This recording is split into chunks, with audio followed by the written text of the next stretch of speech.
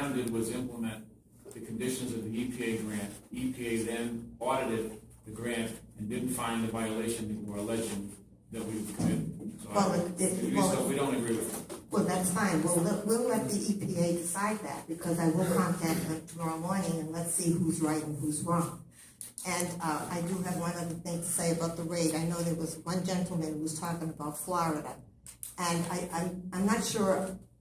Well, first of all, I've been in the restaurant business, so my analogies are always with food. But when we talk about the rate doesn't necessarily mean if it's $3.60 or $4.80. It's not the rate that is the problem. It's that the usage determines how much of the rate you pay. So in other words, let's say $480 is the new figure, and that's equivalent to 60,000 gallons of water a year. If you do get a senior citizen or somebody who conserves like Paula, and she's only using 20,000, then she would be paying 1/3 that amount. So as far as the town losing, the town will never lose, because the rate is the determination of how much you need. So if you need X amount of millions of dollars, you will always get it. But it's very similar to when you go to determine a rate for food. If it's $10 a pound, and this lady buys a half a pound, she pays $5. It's very simple. The town will not lose. The ones losing now are the people who conserve, the senior citizens, and those people who really try not to waste money.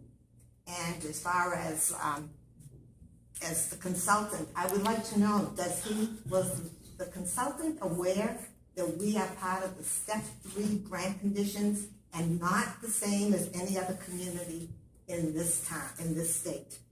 There's a very big difference between grant conditions and Step 3 grant conditions. So please look that up. Your sewer commissioners, we should know that.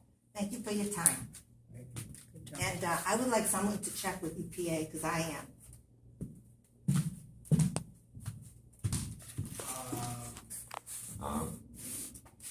When I first bought my house in South Memphis, Metropolitan District Commission handled the water. It was $160 a year for the sewer.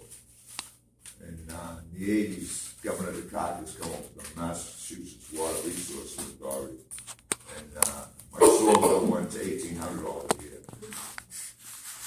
So I'm a little skeptical about changing any of those sewer. And one other thing is, my little house on the beach is 800 square feet. It's a 2-family duplex, but 1,400 square feet of land. And I use it as a 1-family. I have no tenants, and I use it for me and myself, my wife, my 2 kids, and my 9 grandkids. And granted, 3 months out of the year, 4 months out of the year, it's a joke on the beach. You got a zillion friends for 3 months out of the year, and then the winter you're all alone. And my thing is, I pay taxes as a 2-family. I pay the 2 sewer bills. I pay everything as a 2-family, because if something happens to me, my wife can have some kind of income maybe as a 2-family. But if you change this to usage, I'm going to benefit, because that other unit won't be paying anything, because there'll be no usage in the water. It's only going to be 1 unit, it's the usage. Who's going to pay for that loss of the $306 for the town? I'm going to pay for it. No. And my neighbors are going to pay for it, and Paul, you're going to pay for it. That's just one house. Now, this town is 40 to 50,000 people for 3 months.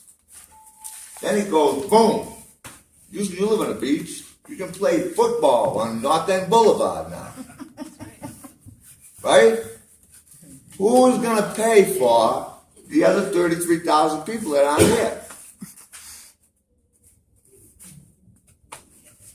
Anybody tell me that?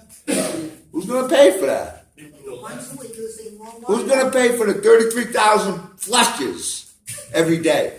The ones who are using. The 7,000 people that are still here every day. The ones who are using more water. It's impossible. If you have 40,000 people in this room, right? Like Bethune. And you charge 10 cents to go to the bathroom, right?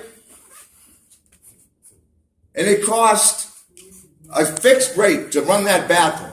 Then tomorrow, you only have 7,000 in here. You're gonna have to charge 50 cents for the bathroom. Right? Who's gonna pay for my other unit? Anybody? Who's gonna pay for the other unit? The one who's consuming more. They're not gonna be here. Then no one's gonna be here. North End Boulevard, and this is my last time up. Tough act to follow. To Mr. Trevisi, though, and I appreciate his point of view, but my feeling is, and yeah, you know, sometimes what you ask for, you might get. I want to pay for what I use. If it happened to go up, at least I'm paying for what I use. I don't want to pay for what I'm not using. So if I was paying for what I use, well, and it does go up, like he said, watch what you ask for. Well, the family of 8 is going to go up a lot more than mine because they're paying for what they use. But that isn't even why I'm here. I'm here for 2 issues.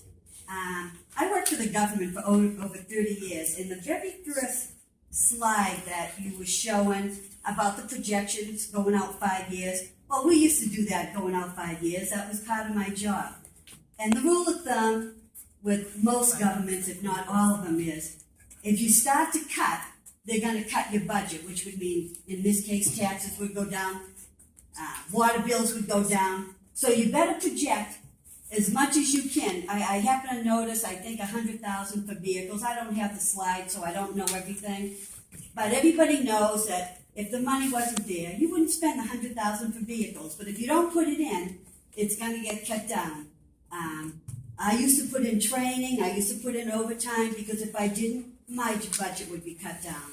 So I think that could be looked at. The other thing is I have a master's in business and accounting,